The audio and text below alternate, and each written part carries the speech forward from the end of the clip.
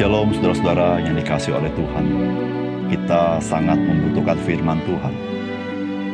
Karena tanpa firman Tuhan, seringkali kita menggunakan nilai-nilai dunia ini yang menentukan nilai-nilai iman dan kerohanian kita. Namun ketika kita membaca firman, kita tahu mana yang terutama dan yang mana yang tidak utama. Salam jumpa dalam program Tuhan adalah Gembalaku. Saudara, masihkah ingat saudara dengan percakapan Tuhan Yesus dengan perempuan Samaria? Saudara, perempuan Samaria mengatakan bahwa orang-orang Yahudi beribadah di Yerusalem, yaitu di sana ada bait suci. Dan orang-orang Samaria beribadah di gunung ini, yaitu Gunung Gerisim, yang dimengerti sebagai gunung berkat. Karena orang Samaria hanya mengakui 5 kitab Musa dan tidak kepada kitab nabi-nabi. Lalu Tuhan Yesus menjawab pada waktu itu. Dia katakan, waktunya akan tiba dan sudah tiba bahwa orang beribadah bukan di Yerusalem, juga bukan di gunung ini. Namun orang beribadah kepada Bapa di dalam roh dan kebenaran. Saudara, sampai hari ini, saudara-saudara, bagaimanakah orang-orang yang percaya adanya Tuhan memiliki nilai-nilai yang sifatnya sangat-sangat di dunia ini, bukan sifatnya surgawi. Di antaranya misalnya, banyak manusia sangat berkompetisi dengan gedung ibadah yang seperti apa, yang megah seperti apa. Sehingga kadang-kadang ada yang berkata, gedung ibadahnya adalah tempat yang kudus.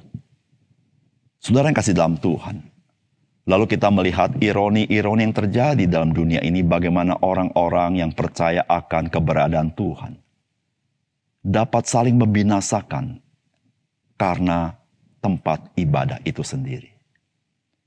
Saudara yang kasih dalam Tuhan, mari kita membaca Yesaya 66. Beginilah firman Tuhan, langit adalah tahtaku dan bumi adalah tumpuan kakiku. Rumah apakah yang akan kamu dirikan bagiku, dan tempat apakah yang akan menjadi perhentianku? Bukankah tanganku yang membuat semuanya ini, sehingga semuanya ini terjadi? Demikianlah firman Tuhan. Tetapi kepada orang inilah aku memandang, kepada orang yang tertindas dan patah semangatnya, dan yang gentar kepada firmanku. Orang yang menyembelih lembu jantan namun membunuh manusia juga. Orang mengorbankan domba namun mematahkan batang leher anjing. Orang mempersembahkan korban sajian namun mempersembahkan darah babi. Orang yang mempersembahkan kemenyan namun memuja berhala juga. Karena itu sama seperti mereka lebih menyukai jalan mereka sendiri dan jiwanya menghendaki dewa kejijikan mereka. Demikianlah aku lebih menyukai memperlakukan mereka dengan sewenang-wenang dan mendatangkan kepada mereka apa yang ditakutkan mereka. Oleh karena apabila aku memanggil, tidak ada yang menjawab. Apabila aku berbicara, mereka tidak mendengarkan. Tetapi mereka melakukan yang jahat di mataku dan lebih menyukai apa yang tidak kukehendaki. Dengarlah firman Tuhan, hai kamu yang gentar kepada firman-Nya. Saudara-saudaramu yang membenci kamu, yang mengucilkan kamu oleh karena kamu menghormati namaku, telah berkata, baiklah Tuhan menyatakan kemuliaannya, supaya kami melihat sukacitamu.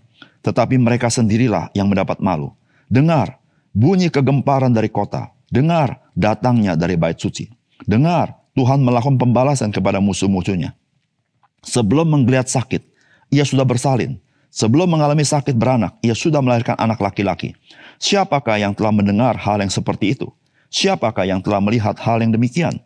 Masakan suatu negeri diperanakan dalam satu hari atau suatu bangsa dilahirkan dalam satu kali.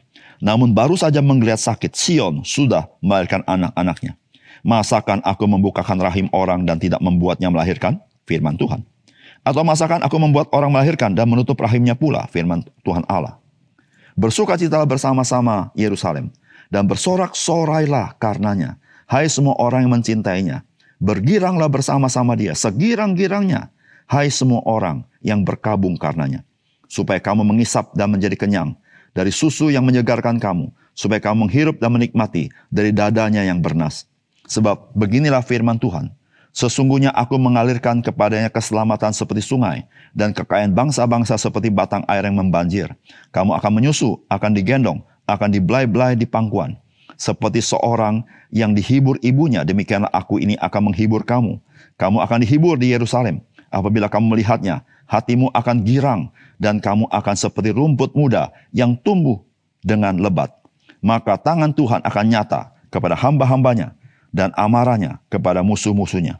Sebab sesungguhnya Tuhan akan datang dengan api dan kereta-keretanya akan seperti puting beliung untuk melampiaskan murkanya dengan kepanasannya dan hardiknya kepada nyala api. Sebab Tuhan akan menghukum segala yang hidup dengan api dan dengan pedangnya. Dan orang-orang yang mati terbunuh oleh Tuhan akan banyak jumlahnya. Mereka yang menguduskan dan mentahirkan dirinya untuk taman-taman dewa dengan mengikuti seseorang yang ada di tengah-tengahnya, yang memakan daging babi dan binatang-binatang jijik serta tikus, mereka semuanya akan lenyap sekaligus. Demikianlah firman Tuhan. Aku mengenal segala perbuatan dan rancangan mereka, dan aku datang untuk mengumpulkan segala bangsa dari semua bahasa, dan mereka itu akan datang dan melihat kemuliaanku.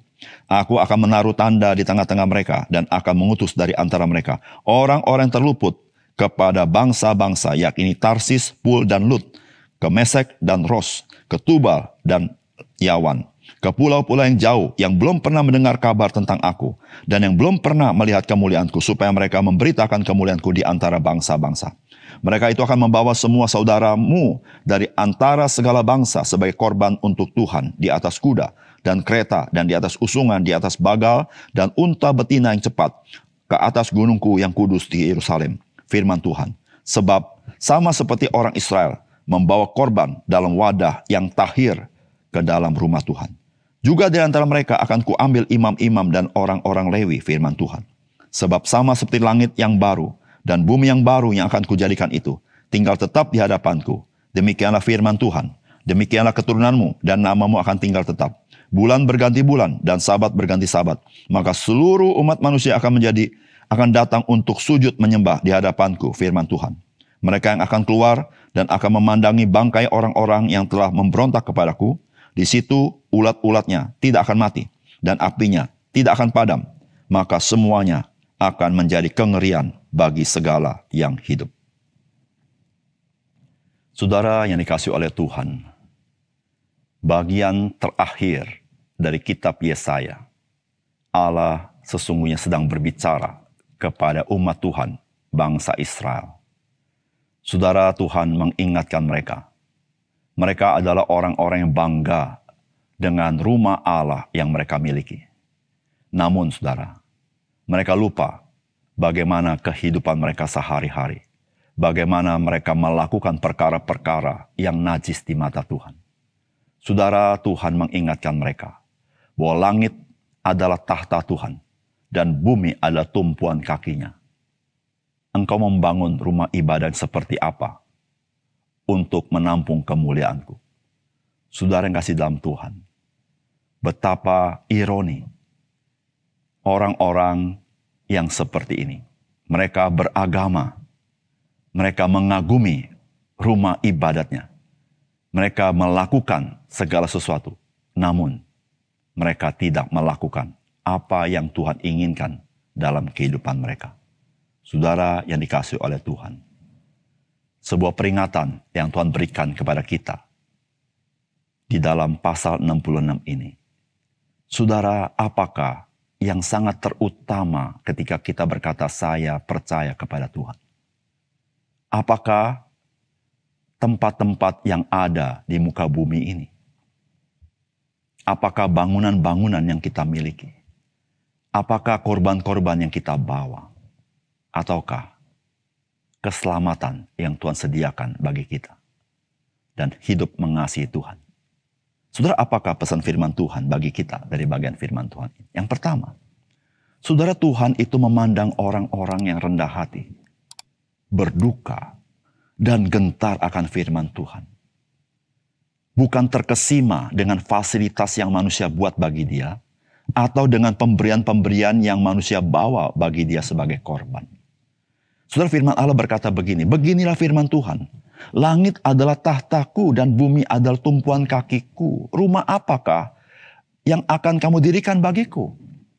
Dan tempat apakah yang akan menjadi perhentianku? Bukankah tanganku yang membuat semuanya itu, sehingga semuanya itu terjadi? Demikianlah firman Tuhan.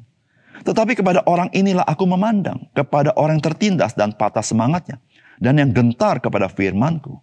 Orang yang menyembelih lembu jantan namun membunuh manusia juga. Orang mengorbankan domba namun mematahkan batang leher anjing. Orang mempersembahkan korban sajian namun mempersembahkan korban babi.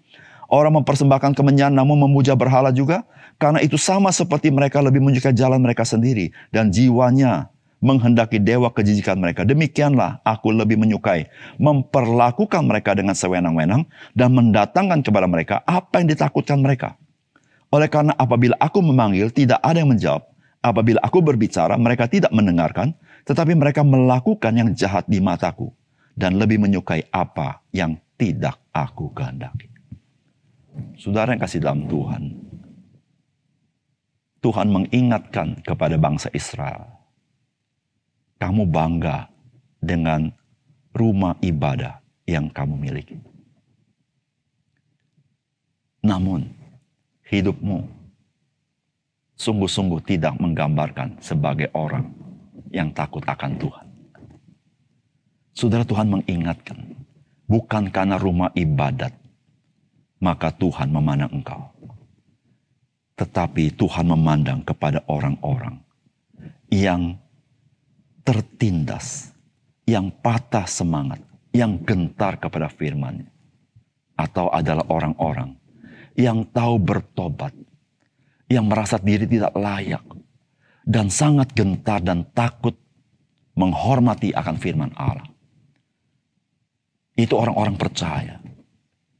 Saudara, inilah diingatkan Tuhan kepada bangsa Israel. Bukan karena rumah yang engkau bangun bagi Tuhan, sehingga membuat Tuhan memandang engkau. Tetapi jika engkau hidup di dalam takut akan Tuhan, percaya kepada Tuhan, maka Tuhan memandang engkau dimanapun engkau berada. Saudara yang dikasihi oleh Tuhan, seringkali manusia sangat membanggakan apa yang dia berikan kepada Tuhan. Ketika dia bisa membangun rumah bagi Tuhan, dia merasa bangga. Dan dia merasa dia berkenan kepada Tuhan. Saudara, tahukah saudara, Tuhan tidak melihat itu. Itu adalah hal-hal yang di dunia, yang sebentar akan lenyap. Yang Tuhan lihat adalah dirimu dan diriku, yang bernilai kekal. Engkau dan saya tidak sama dengan bangunan. Bangunan itu akan runtuh dan akan hilang. Tetapi engkau dan saya harus mempertanggungjawabkan kehidupanmu dan kehidupanku di hadapan Tuhan. Ketika kita berkata, saya memiliki segala sesuatu untuk saya persembahkan kepada Tuhan. Saudara, jangan engkau berpikir Tuhan memandang kepada korban persembahanmu semata-mata. Tetapi mata Tuhan, Dia tahu apa yang di dalam hatimu. Saudara yang kasih dalam Tuhan, marilah kita mempunyai nilai-nilai yang sorgawi. Bukan perkara-perkara yang di dunia. Saudara, bukan berarti rumah Tuhan tidak penting. Rumah Tuhan penting.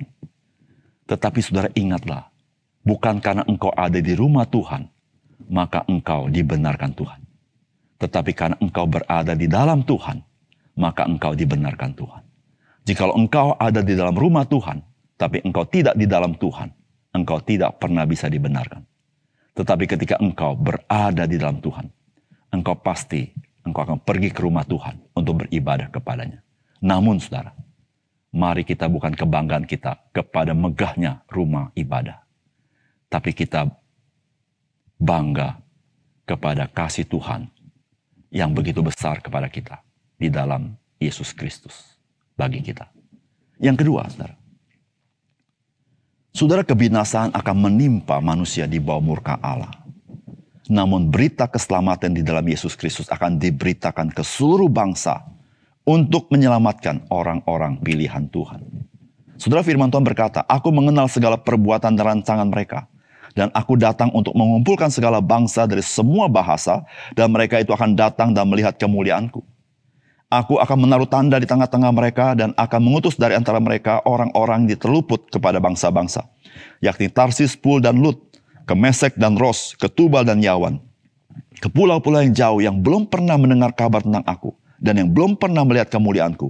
Supaya mereka memberitakan kemuliaanku di antara bangsa-bangsa. Mereka itu akan membawa semua saudaramu dari antara segala bangsa sebagai korban untuk Tuhan di atas kuda dan kereta dan di atas usungan, di atas bagal dan unta betina yang cepat. Ke atas gunungku yang kudus, ke Yerusalem, firman Tuhan sama seperti orang Israel membawa korban dalam wadah yang tahir ke dalam rumah Tuhan. Saudara, bagian firman Tuhan ini memang ditujukan kepada bangsa Israel.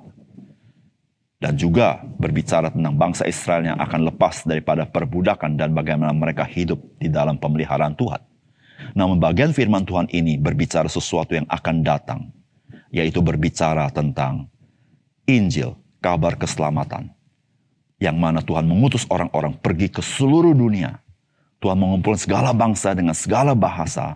Bahkan orang-orang ini pergi ke pulau demi pulau, tempat-tempat yang jauh, untuk menyatakan kemuliaan Tuhan. Saudara, Alkitab mengatakan, Yesus Kristus, dialah yang menyatakan kemuliaan Tuhan. Saudara, ketika orang-orang ini memberitakan Injil Yesus Kristus, maka dia sedang memberitakan kemuliaan Tuhan. Karena Yesus Kristus datang untuk menyatakan Tuhan Allah kepada kita. Sehingga kita boleh mengenal dia, mengenal kasih-Nya. Nah, saudara yang kasih dalam Tuhan, ketika kita membaca bagian ini, saudara, sebetulnya apa yang terjadi hari ini, ketika orang-orang percaya pergi ke berbagai tempat, memberitakan Injil, memberitakan kabar baik, saudara, semuanya itu ada di dalam rencana Tuhan yang ajaib.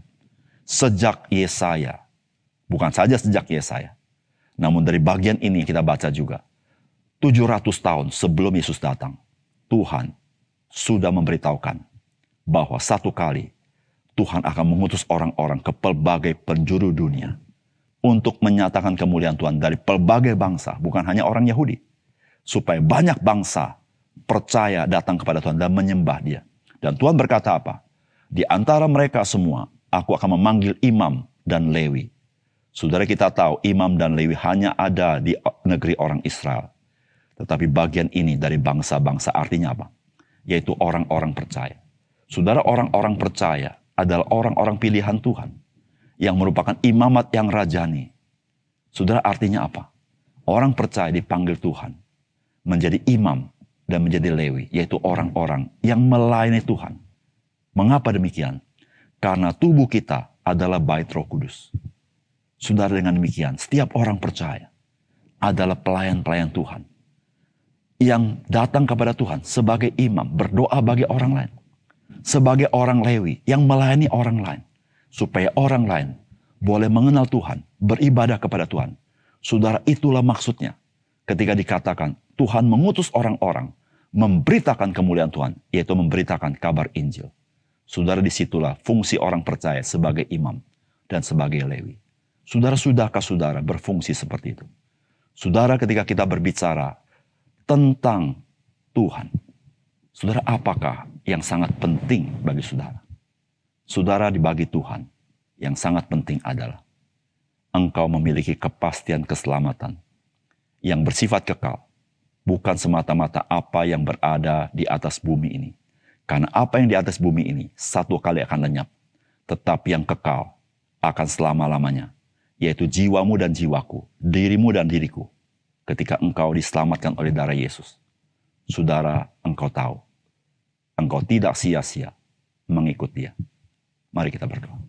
Bapa surga, terima kasih untuk kebenaran firman-Mu. Kami sungguh bersyukur. Firman-Mu sudah berbicara bukan saja pada konteks sejarah 700 tahun yang lalu sebelum Yesus datang. Tetapi firman Tuhan sudah berbicara apa yang akan terjadi kemudian. Tuhan akan mengutus orang-orang memberitakan Injil Yesus Kristus. Karena Yesus Kristus sudah datang 2000 tahun yang lalu, mati di kayu salib, menggantikan kami. Namun bangkit dari antara orang mati. Tuhan, tolong kami. Ketika kami menyadari bagaimana Tuhan sudah merencanakan semuanya itu, supaya kami menjadi bagian di dalamnya. Ya Tuhan, tolong kami. Supaya mata rohani kami celik. Kami bukan bangga dengan perkara-perkara yang ada di atas bumi. Tapi kami mengintrospeksi apakah kami sudah memiliki keselamatan yang kekal itu. Karena materi akan lenyap. Tetapi manusia memiliki kekekalan itu. Ya Tuhan, biarlah kami percaya kepada Engkau. Sehingga kami memiliki hidup yang kekal bersama-sama dengan Engkau. Terima kasih Tuhan. Dalam nama Tuhan Yesus kami berdoa. Amin.